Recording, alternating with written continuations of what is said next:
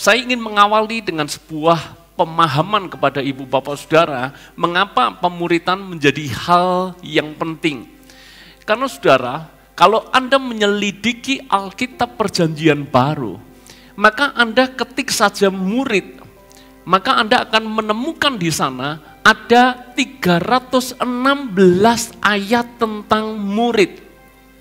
Sekali lagi, Anda mengetik kata murid akan muncul sebanyak 316 ayat. Lalu bagaimana kalau kita mengetik kata Kristen di dalam Alkitab bahasa kita? Anehnya adalah sementara murid itu jumlahnya bisa 316, sedangkan kata Kristen sendiri di dalam Alkitab kita itu hanya muncul sebanyak 6 kali. Saya ulangi lagi, kita ini orang Kristen, mengagung-agungkan Kristen, tetapi di dalam Alkitab sendiri hanya disebut 6 kali saja. Sementara kata murid itu muncul sebanyak 316 ayat. Fakta berikutnya, ketika Yesus hendak naik ke sorga, dia berpesan kepada murid-muridnya. Dan ini adalah pesan yang sangat penting. Itu sebabnya disebut amanat agung Tuhan Yesus. Dan apa amanat agung Tuhan Yesus? Tuhan Yesus tidak pernah memerintahkan kita menjadikan semua bangsa menjadi orang Kristen. Anda akan coba cek ayat di dalam Matius pasal 28 ayat yang ke-20. Tidak pernah disebutkan, jadikan semua bangsa menjadi orang Kristen. Yesus tidak pernah mengucapkan akan hal itu. Yang Yesus ucapkan adalah, jadikan semua bangsa menjadi muridku. Jadi, antara murid Kristus dan orang Kristen, ternyata itu dua hal yang berbeda. Fakta yang ketiga, tahukah Anda apa yang dilakukan Yesus selama 3,5 tahun di dalam pelayanannya? Anda baca kitab Injil, maka Anda menemukan fakta bahwa Yesus selama 3,5 tahun tidak pernah menjadikan semua orang menjadi orang Kristen. Yang Yesus cari bukan orang Kristen, yang Yesus cari adalah murid. 3,5 tahun Yesus hanya fokus kepada murid, dan murid. Yesus fokus kepada 12 murid. Bahkan ketika Yesus mati dibangkitkan naik ke surga, berapa banyak orang Kristen yang ada saat itu? Enggak banyak, hanya 12 murid. Dari 12 murid akhirnya berkembang menjadi 70 murid. Dari 70 murid akhirnya berkembang menjadi 500 murid yang menyaksikan Yesus terangkat ke surga. 3,5 tahun pelayanan Yesus tidak berurusan dengan pengikut-pengikut saja. Yesus tidak berurusan dengan orang yang hanya sekedar ngefans kepada dia. Anda baca baik-baik, Yesus melakukan mujizat. Bagaimana memberikan makan 5 roti 2 ikan untuk 5.000 orang. Sementara 5.000 orang cari Yesus, motivasinya hanya satu. Karena lihat mujizat, makan roti dan menjadi kenyang. Hanya itu saja, tidak cari pribadinya. Dan apa yang dilakukan Yesus? Yesus menegur mereka dengan keras. Bahkan Yesus tidak takut kehilangan pengikut. Bayangkan, 5.000 orang saat itu juga semuanya pergi meninggalkan Yesus. Sisa 12 orang. Dan sisa 12 orang pun Yesus mengatakan kepada mereka, apakah engkau tidak mau pergi juga? Pikirkan baik-baik. Kesimpulan saya, dan ini menjadi kesimpulan kita gereja Tuhan, ternyata murid lebih penting daripada sekedar orang Kristen saja. Sebab apa? Kalau kita hanya menjadikan hanya sekedar orang Kristen, gereja ujung-ujungnya akan capek. Gereja ujung-ujungnya akan frustasi. Misalnya kita buat program siapapun yang masuk ke gereja kita, pulang dapat sembako, saya yakin minggu depan pasti penuh. Pendeta nggak boleh taruhan, tapi seandainya saya berkata kepada Anda, taruhan, kita buat minggu depan siapapun pulang dapat 5 kilo, menurut Anda penuh nggak? Penuh. Mirip, kalau perut kenyang akan dicari terus, akan penuh. Tetapi apa artinya penuh? Menjadi luas, menjadi tinggi, tapi tanpa kedalaman. Nanti begitu diumumkan, stok beras habis, minggu depan kita akan ada ibadah, tapi maaf tidak ada pembagian sembako. Percayalah, akan berkurang. Karena kita pernah mengalami di masa-masa itu. Waktu awal-awal gereja ini dirintis, saudara, saya masih ingat karena saya termasuk jemaat baru di situ. Gereja awal-awal di tempat ini sangat dimanjakan. Anda selesai ibadah, Anda pulang akan makan kenyang. Betapa menyenangkan. Dan seingat saya, lauk tidak hanya satu macam. Lauknya macam-macam. Udah gitu saudara, Anda bisa order kepada pembantu gembala yang lama, kepada pembantu almarhum Pak Joko. Minta kopi, minta teh dibuatkan. Kurang apa saudara? Dan kemudian ketika saya masuk lebih dalam kepada gereja ini, saya mengusulkan, mungkin lebih baik makan siang setelah ibadah ditiadakan. Karena saya melihat kok motivasinya kelihatannya hanya sekedar kenyang di perut, bukan benar-benar cari Tuhan. Dan Anda tahu begitu diubah tidak ada makan siang, jemaat langsung berkurang sangat drastis. Bayangkan, hanya sepiring nasi itu bisa membuat pertumbuhan. Tapi dihilangkan sepiring nasi, langsung berkurang habis. Saudara-saudara, saya pikir kalau gereja hanya main seperti ini, maka capeklah kita. Capeklah saya, capeklah para pengurus. Maka kita perlu mendewasakan jemaat Tuhan. Datang beribadah karena cari Tuhan. Datang beribadah bukan cari fasilitas. Datang beribadah bukan karena cari tunjangan. Sekalipun memang gereja kita memperhatikan janda-janda. Ada pelayanan diakonia. Janda-janda kita perhatikan. Janda-janda kita support. Tapi saya bersyukur motivasi mereka beribadah di tempat ini bukan karena dapat support dari gereja. Tapi karena mereka cari Tuhan. Itu sebabnya saya mengajak jemaat Tuhan bertumbuh menjadi dewasa rohani. Ini tujuan pemuritan. Mengajak Anda tidak hanya jadi bayi terus, tetapi menjadikan kita orang Kristen yang makin dewasa di dalam Tuhan. Kita tidak boleh hanya berhenti pada satu titik. Bayangkan 10 tahun sama terus, 20 tahun karakternya sama terus, gak berubah sama sekali. Sia-sia pertumbuhan rohani yang seperti itu. Saya mengajak Anda semuanya bertumbuh. Makanya di awal tahun saya mengingatkan kepada Anda, gereja kita ada yang namanya spiritual journey. Ada perjalanan iman kita. Kita ada di titik mana? Apakah kita menjadi orang yang belum percaya Yesus? Ataukah kita menjadi orang yang percaya Yesus? Dan ketika kita percaya Yesus belum cukup, langkah berikutnya adalah kita memutuskan tertanam di gereja lokal. Karena begitu Anda tertanam, maka Anda akan digembalakan. Yang hilang pasti dicari, yang luka pasti diobati. Yang ketika Anda ada masalah, kami pengurus gereja, kami dengan leluasa bisa tolong Anda. Karena Anda menyatakan Anda bergabung di gereja ini. Artinya adalah Anda jemaat yang akan diperhatikan, Anda jemaat yang akan dirawat, Anda akan dipantau kehidupan rohani Anda. Tetapi tertanam saja tidak cukup. Anda tidak cukup hanya mengatakan saya anggota gereja GBI Shalom. Enggak cukup saudara. Karena step berikutnya adalah kita mau dimuridkan. Rohani kita harus makin bertumbuh. Rohani kita harus makin dewasa. Cara pemuritannya seperti apa? Tunggu khotbah berikutnya. Tapi hari ini saya mau sampaikan penting sekali kita menjadi murid. Sebab kalau kita tidak dimuridkan, kita tidak mungkin memuridkan. Jadi siapa yang harus ikut pemuritan?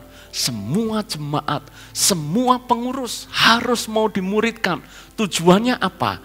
Anda harus memuridkan juga. Saya melihat beberapa orang yang sudah mulai memuridkan. Ketika melihat ada orang yang sedang punya masalah, orang itu didekati, orang itu dikuatkan, orang itu dibimbing. Itu proses pemuritan. Maka kami pemimpin rohani di sini akan memuridkan Anda. Sebagai gantinya Anda akan memuridkan juga jemaat yang lain. Seterusnya sehingga gereja akan bertumbuh. Tidak hanya bertumbuh secara angka, tetapi bertumbuh secara kedalaman. Tidak hanya secara kuantitas, tapi lebih penting daripada itu, bertumbuh secara kualitas. Tujuannya adalah seperti itu kita melakukan pemuritan. Dan pagi hari ini kita mau bahas 3 hal penting dalam pemuritan. Proses pemuritan itu bukan hal yang mudah. Ketika Yesus mengambil 12 murid dan tidak hanya status sekedar murid tapi benar-benar memuridkan, itu bukan hal yang mudah bagi Tuhan Yesus. Karena itu syarat pertama, kalau kita mau memuridkan, saya mau memuridkan Anda, maka syarat yang harus saya punya dan saudara punya adalah kasih. Katakan kasih. Kasih adalah syarat awal kita bisa melakukan pemuritan. Kalau tidak ada kasih, sia-sia semuanya. Bahkan Paulus berkata, kita boleh punya bahasa malaikat, kita boleh melakukan mujizat sana, mujizat sini. Kita boleh punya iman memindahkan gunung. Tetapi kalau kita tidak punya kasih, maka sia-sia. Sekarang kita buktikan bagaimana Yesus memuridkan 12 murid. Seandainya saya disuruh memilih, seandainya saya jadi Yesus dan disuruh memilih, mungkin 12 murid ini tidak akan saya pilih. Kenapa? Standarnya sangat-sangat rendah. Mari kita bahas satu persatu.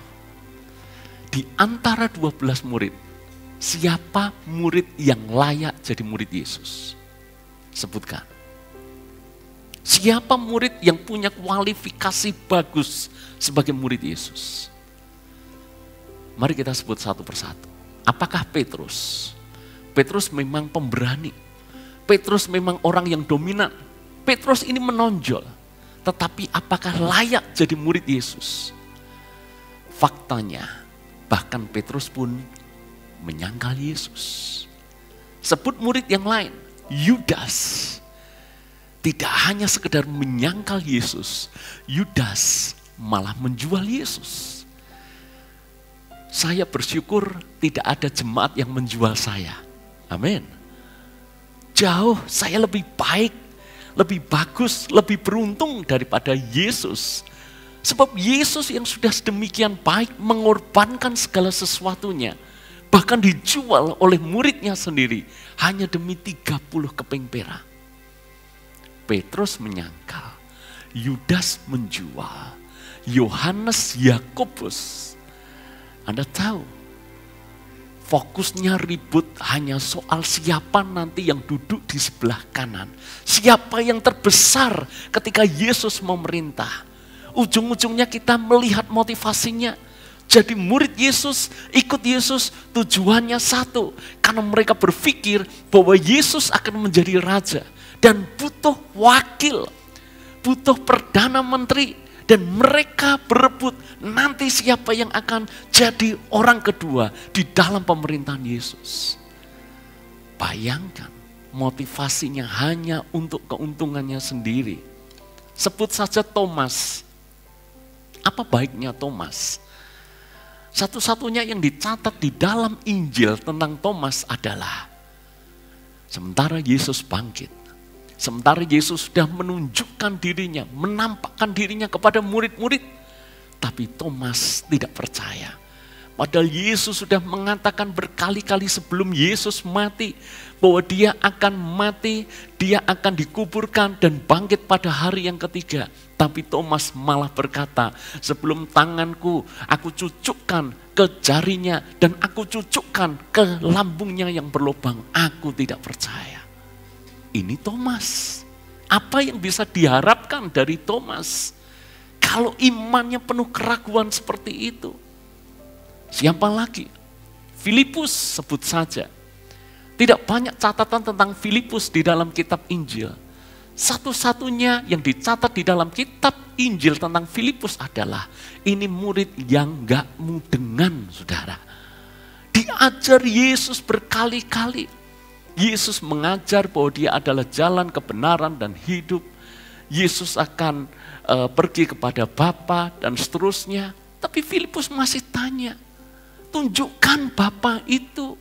Sampai Yesus harus berkata kepada mereka, berkata kepada Filipus, sekian lama engkau bersama dengan aku, tetapi engkau tidak mengerti.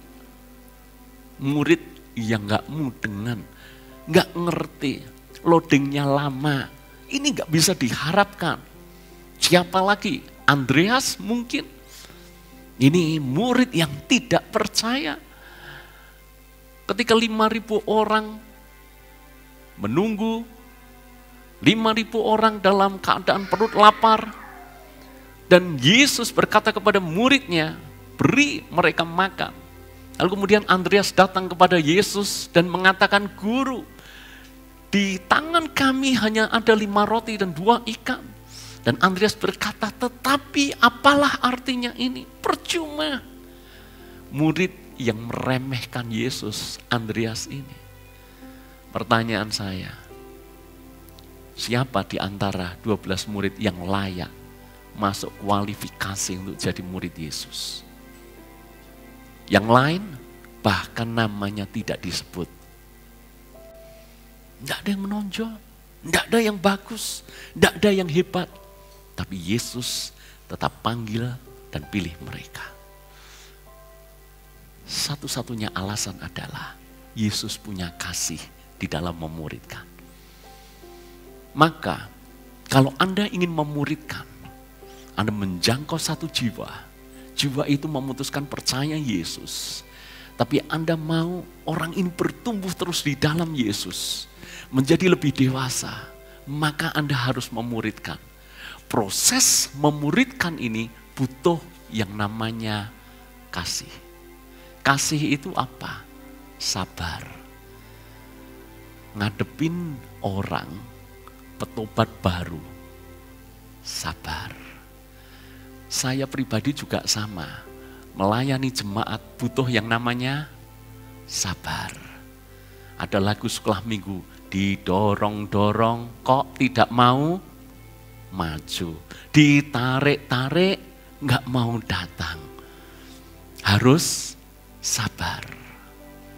Dikunjungi, ya Pak, besok saya ibadah. Enggak juga, harus sabar. Ditegur, marah. Yang seperti ini kita harus sabar. Kalau boleh milih, kalau di dalam perusahaan kan gampang, saudara. Ya wes dipecat toh, gampang toh, saudara. Tapi kan nggak bisa kita memecat jemaat. Apa ada bapak memecat anak? Ya nggak ada. Yang dilakukan apa? Kasih, sabar. Yesus tidak pernah pecat 12 murid. Yesus bahkan tidak pernah cari alternatif murid yang lain untuk menggantikan 12 murid. Yesus dalam kemahatauannya tahu satu kali Petrus akan menyangkal dia. Yesus tahu Yudas akan menjual dia. Yesus tahu 2 orang ini, Yohanes, Yakobus, motivasinya hanya satu, cari keuntungan, nanti duduk di sebelah kanan Yesus. Yesus tahu kelemahan mereka, tapi Yesus tidak pernah mencari alternatif lain untuk menggantikan mereka. Saya tanya, kalau Yesus mau cari murid yang sempurna, bisa nggak menurut Anda? Sangat bisa. Dia Allah yang maha tahu. Dia cari murid yang masuk kualifikasi sangat bisa. Tapi kenapa yang ditemukan macam Petrus, macam Yudas, macam Yohanes, Yakobus dan seterusnya? Itu mengajar kita proses pemuritan harus ada kesabaran. Kasih itu sabar. Kasih itu murah hati. Makanya saya mendorong saudara yang tengah memuridkan di share group, itu adalah proses pemuritan. Karena Anda akan terhubung, Anda terkoneksi, Anda membangun relasi. Maka Anda harus sabar, Anda harus murah hati, Anda harus mau repot, Anda mau menyediakan waktu untuk mengingatkan, Anda menyediakan waktu untuk menjemput, Anda menyediakan waktu ketika orang itu sedang dalam masalah, Anda datang memberikan support. Bahkan tidak hanya sekedar support, apa yang Anda bisa bantu, Anda harus bantu. Harus murah hati. Itu bagian daripada kesabaran. Kasih itu berkorban, bukan mengambil. Kasih itu tidak mencari untung, tapi memberi sesuatu. Itu kasih, saudara. Karena itu saya mengajak Anda semuanya, kalau kita ingin memuridkan atau kita ingin dimuridkan, tetapi tidak punya kasih, pemuridan kita kemungkinan besar akan gagal. Mari kita baca Alkitab kita, 1 Tesalonika ayat yang pasal yang kedua, ayat yang ke-8 atau ayat yang ke-7. 1 Tesalonika 2, kita membaca ayat yang ke-7. Bagaimana Paulus memuridkan jemaat di Tesalonika. Mari kita baca 1 Tesalonika 2 ayat yang ke-7. Tetapi kami, maksudnya adalah Paulus, berlaku ramah di antara kamu, sama seperti seorang ibu mengasuh dan merawati anaknya. Demikianlah kami dalam kasih sayang yang besar akan kamu. Bukan saja rela membagi Injil Allah dengan kamu, tetapi juga hidup kami sendiri dengan kamu. Karena kamu telah kami kasihi. Sebab kamu masih ingat saudara-saudara akan usaha dan jerih lelah kami. Sementara kami bekerja siang malam supaya jangan menjadi beban bagi siapapun juga di antara kamu. Kami memberitakan Injil Allah kepada kamu. Paulus memuridkan jemaat di Tesalonika. Paulus memuridkan Timotius. Maka muncullah anak muda yang hebat. Muncullah anak muda yang membangun jemaat yang kuat. Dan lihat apa yang dilakukan Paulus. Dia menggambarkan seolah ia ini ibu yang mengasuh dan merawati anaknya. Melahirkan anak itu mudah, sekalipun sakit. Tapi mudah, karena banyak orang bisa punya anak. Tetapi di antara orang yang punya anak, tidak semuanya bisa merawat dan mengasuh anak. Jadi orang Kristen mudah. Angka bertumbuh mudah. Tapi bagaimana mengasuh dan merawat, itu yang tidak mudah. Butuh kasih. Pengurus, kita perlu kasih dalam proses pemuritan kepada jemaat. Amin. Saya juga harus mengatakan kepada diri saya sendiri, saya harus punya kasih di dalam mengasuh dan merawat jemaat. Karena jemaat ini unik, jemaat ini spesial. Tidak semuanya jemaat ini gampang, saudara. Ada jemaat yang juga gampang-gampang susah. Ada lagi jemaat yang tidak hanya gampang-gampang susah, tapi susah.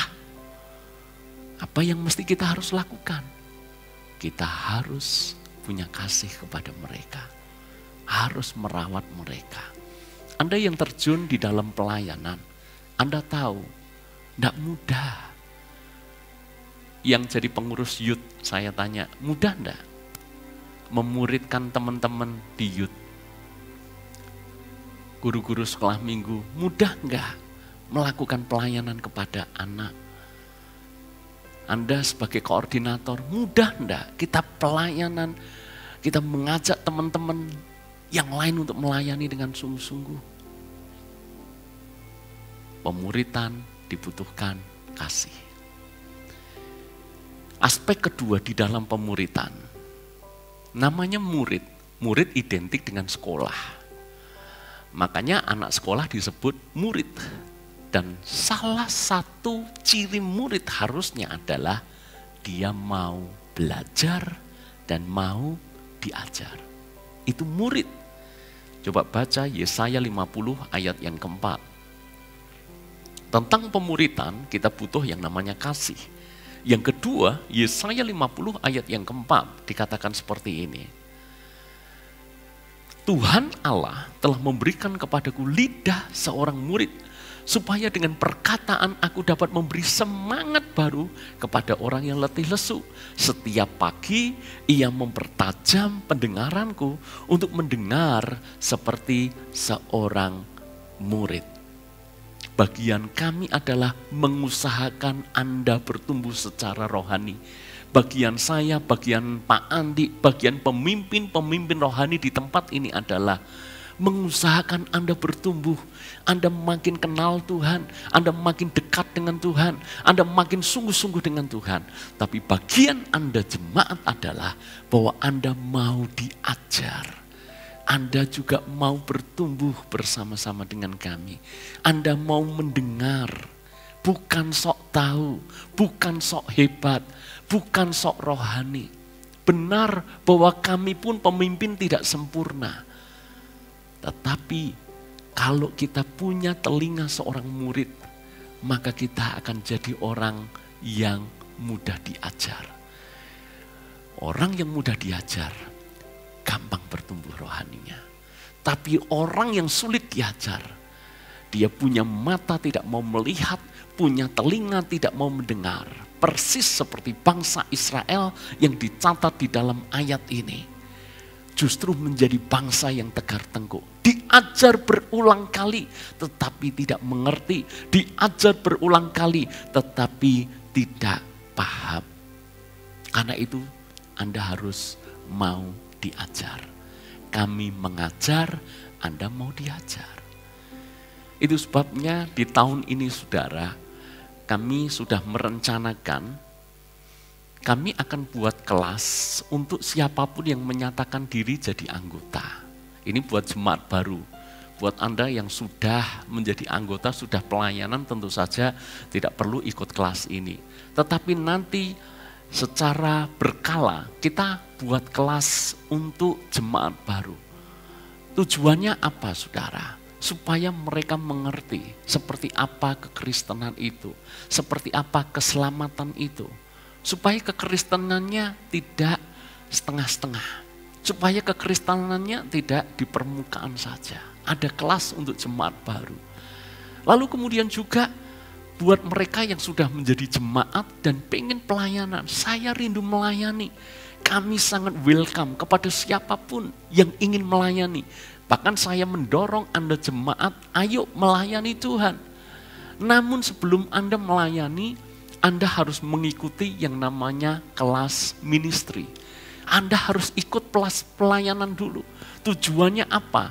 Karena pelayanan bukan hanya sekedar tampil, pelayanan bukan sekedar nyanyi, pelayanan bukan sekedar main musik, pelayanan bukan sekedar kita menari, pelayanan bukan sekedar itu. Pelayanan harus ngerti arti pelayanan, pelayanan harus ngerti jiwa yang rendah hati, pelayanan yang menghamba.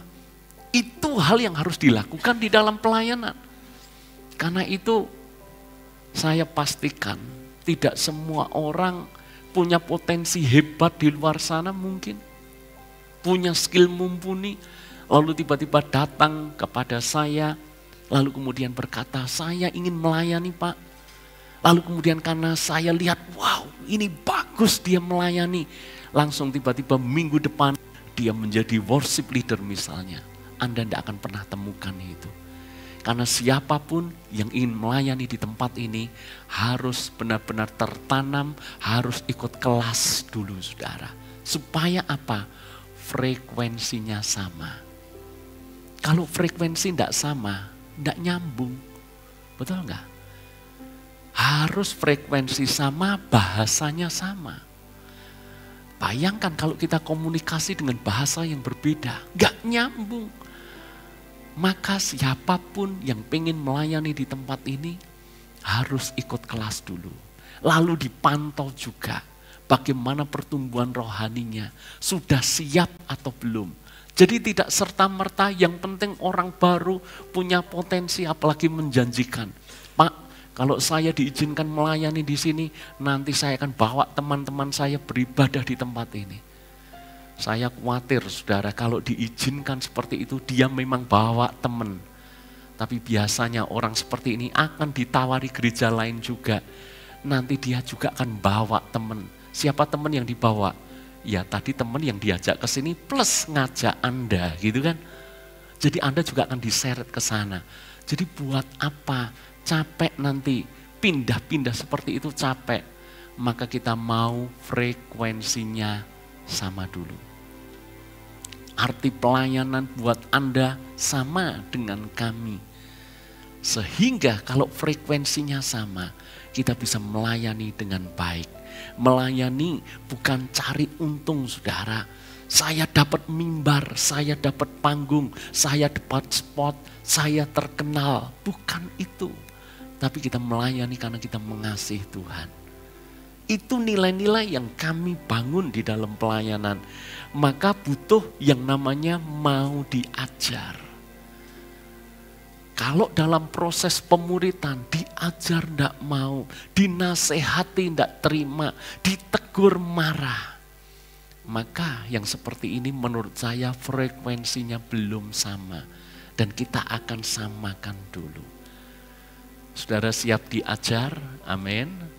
Siap ditegur, benar saudara, ini saya izin kepada Anda loh. Siap ditegur, siap dinasehati, amin. Saya yakin kalau Anda mau diajar, mau ditegur pasti bertumbuh. Murid yang tidak pintar adalah murid yang sok pintar. Karena murid sok pintar tidak mau terima masukan. Tidak mau diajar. Saya berharap Anda jemaat yang mau diajar.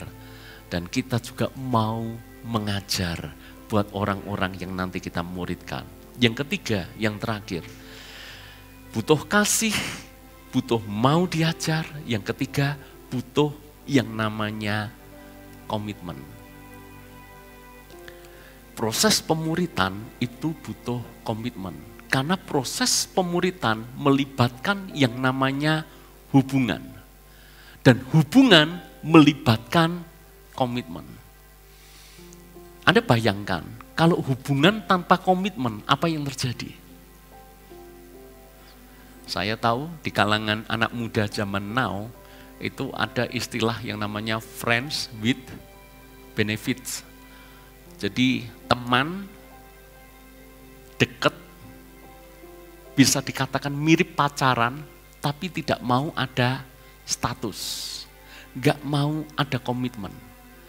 Bahkan yang lebih menyedihkan adalah di Amerika, di negara Eropa, bahkan di beberapa kota besar di Indonesia, itu sudah masuk, sudah melakukan hubungan seks, tapi di awal sepakat kita melakukan hubungan seks, bukan karena kita saling cinta, kita tidak mau terikat satu sama lain. Jadi just kita melakukan hubungan seks. Bayangkan, tanpa komitmen. Pacaran saja butuh komitmen. Mau enggak Anda pacaran tapi enggak pakai komitmen? Apa yang terjadi? Kalau pacaran tanpa komitmen, berantakan saudara. Dalam dunia kerja, butuh komitmen enggak? Butuh. Kalau di dalam dunia kerja, tanpa ada komitmen, kita bawaannya akan marah terus punya pekerja seperti itu. Ada satu cerita sederhana saudara. Beberapa waktu yang lalu, kami ini kan mengembangkan bisnis di dunia transportasi juga. Ada sopir kami saudara, sopir baru. Ini bekerja di dunia kerja, tapi tidak ada komitmen. Ya kita tidak tahu, taunya setelah terjun di dunia kerja.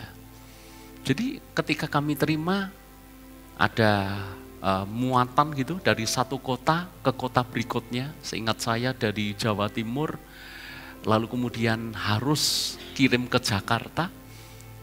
Lalu kemudian tiba-tiba sopir ini berkata kepada kami, kepada partner saya yang mengurus itu, dia ngomong, "Pak, saya enggak bisa Pak, saya mau pulang aja."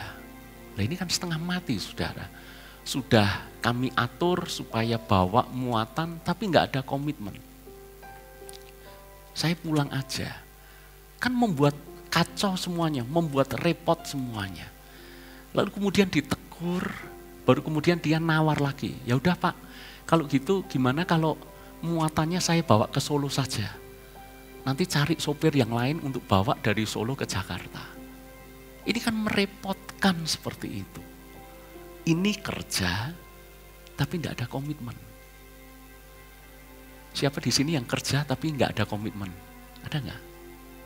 Besok datang ya, siap, tapi nggak datang. Alasannya pilek. Besok nggak datang, alasannya capek.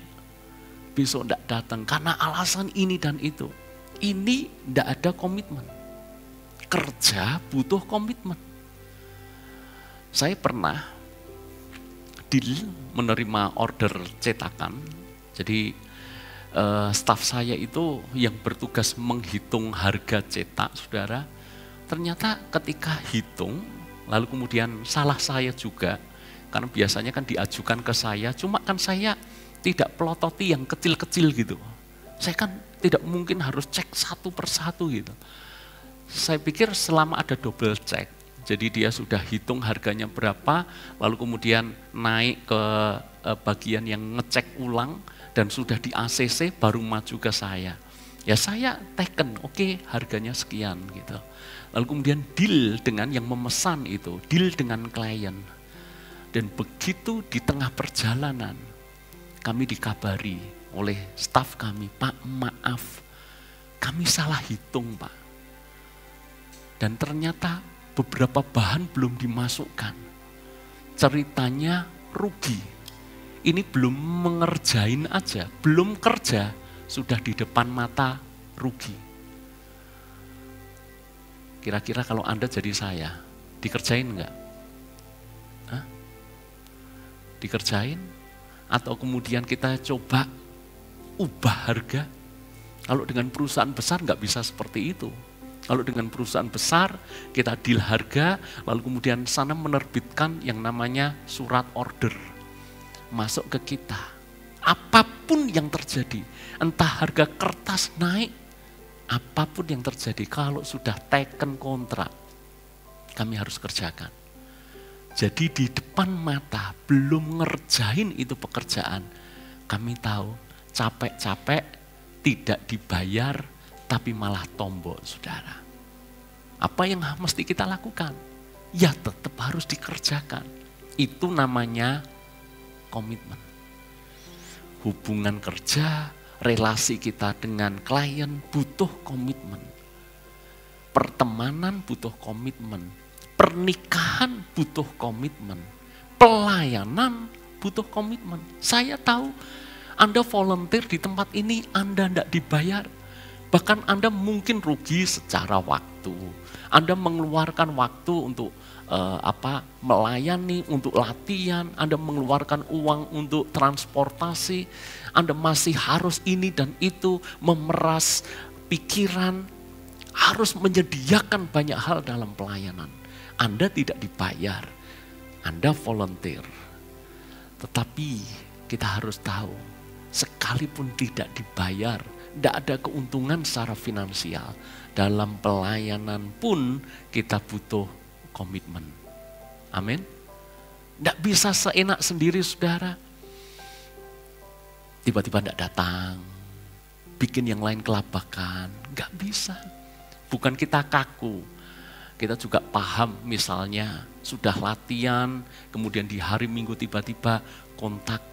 Saya sudah berusaha supaya saya bisa melayani, tapi saya sakit Pak. Biasanya dia kontak ke istri saya harus bagaimana? Ya tentu kita fleksibel, kita cari solusi, saudara. Tetapi bayangkan kalau pelayanan tanpa komitmen, Bukan dalam pengertian yang tadi saya ceritakan. Tahu-tahu nggak hadir, tahu-tahu nggak datang. Lalu mikirnya gampang, pasti ada yang ganti. Terjadwal singer, dia nggak datang, nggak apa-apa. Singernya 4, hilang 1 masih 3, nggak apa-apa. Bayangkan kalau keempat-empatnya berpikir hal yang sama. Nggak apa-apa, mesti ada kok. Dilalah, dilalah. Semua orang berpikir hal yang sama. Nggak ada singer hari itu. Pemain musik juga sama mungkin berpikir, nggak apa-apa. Ada pemain cadangan, ada pemain lapis, pasti bisa. Mari kita belajar sama-sama. Dalam pelayanan butuh komitmen. Hubungan kita dengan Tuhan butuh komitmen. Maka kalau kita baca Yohanes 21 ayat yang ke-18.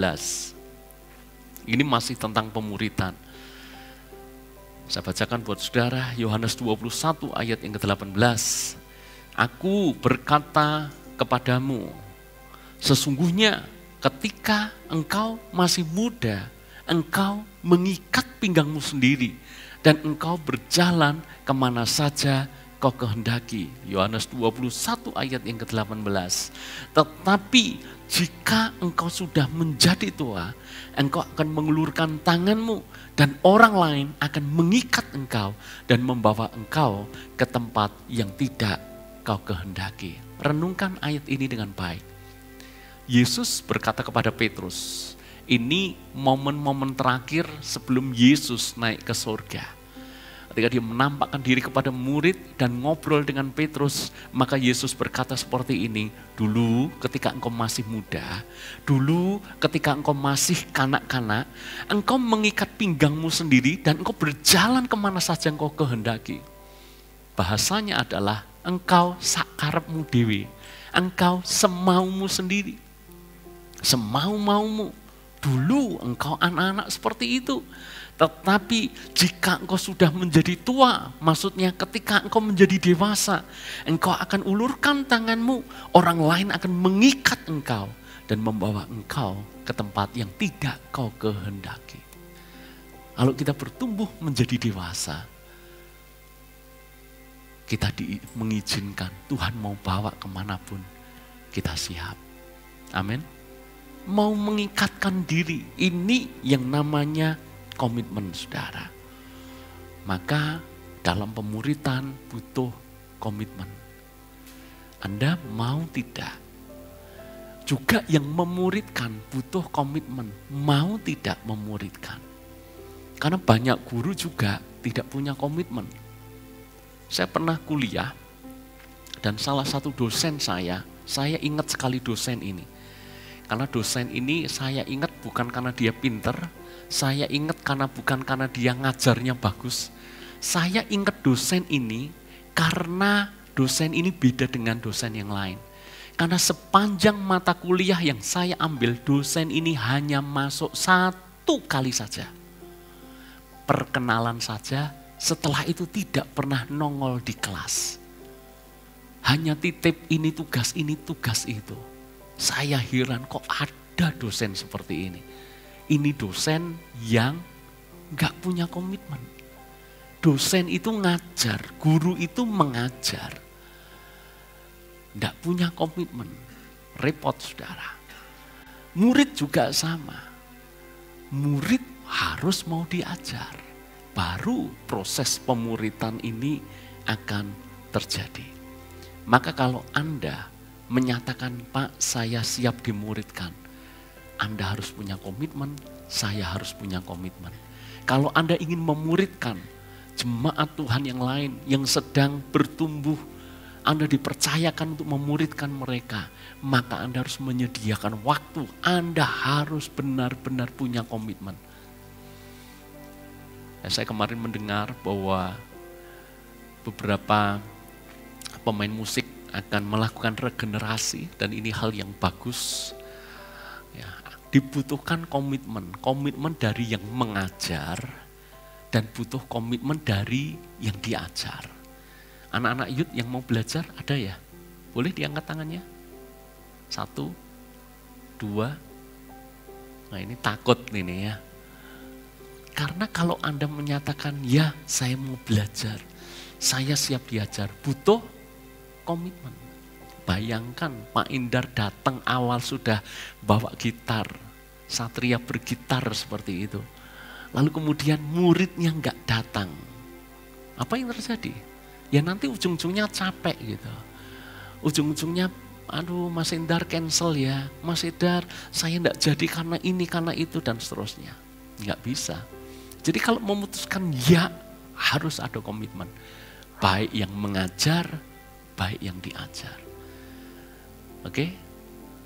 Hal ini berlaku dalam bidang pelayanan apapun. Dalam bidang pelayanan anak, kalau Anda memutuskan saya mau jadi guru sekolah minggu, Anda harus punya komitmen untuk benar-benar melayani dengan baik. Pelayanan apapun yang kita lihat, komitmen saudara.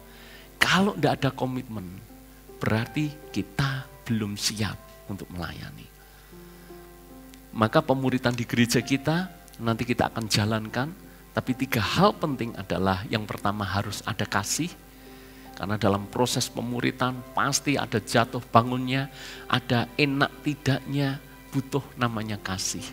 Yang kedua adalah kita mau mengajar dan kita mau diajar. Yang ketiga adalah kita mau berkomitmen. Tuhan memberkati kita semuanya.